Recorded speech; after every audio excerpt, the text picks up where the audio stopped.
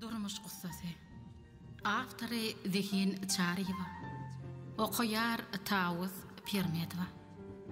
Bir inenin çeken ağır derdini.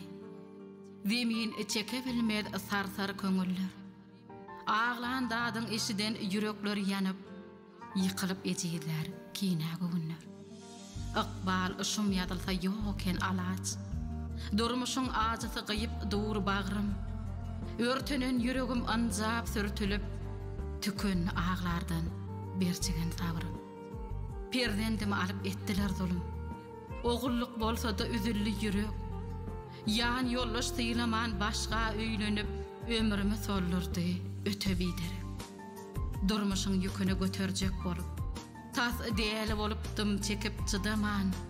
Tanrı sıynağı salsa qayıl gelersin. Kısmet yazılmasın oğullan yaman. Bugün ayrılığın kararını al. Çöken göğünüm täze hıyala münni. Dina naçar bolup göz yaş dökenne. Bağıssız qalmağımın sebebi kimdi? Zıncırdan boşannek yolum taraşlap. Ak bağtımın açarına gözlerin. Ağlan günlerimi kim unutup. İngen bağtım haqda bir gün sözlerin. Enelik duygusun başımda cemle. Perdendeme bağıra basıp ağların. Sonku göz yaşlarım kimsinmekten değil. Söýgü dolu dünya umit bağların. Her bir azim üçün söýjülük dadı. İň bagtly dinan bolup yaşarın.